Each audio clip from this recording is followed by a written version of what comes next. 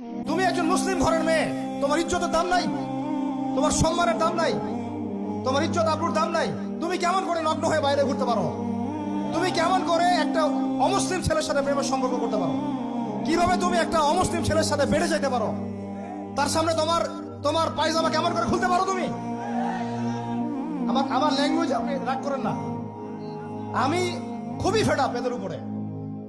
একটা মেয়ে একটা মুসলিম ছেলের কাছেই তো যাইতে পারবে না অবৈধভাবে। যাইতে হইলে তোমার শর্ত তিনটা: বিয়ে করতে হবে, বালেগ হইতে হবে, সাক্ষী থাকতে হবে, মোহর দিতে হবে, তারপর যাইতে পারবে তুমি।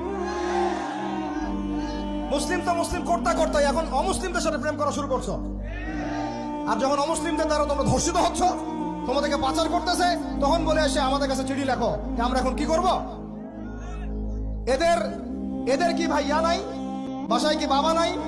বাসায় ভাই নাই? এই চক্র থেকে সাবধান থাকেন।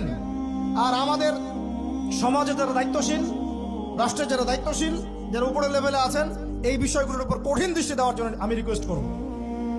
আমরা কিন্তু কোনো ধর্মের মানুষের সাথে কোনো দ্বন্দ্ব চাই না, চাই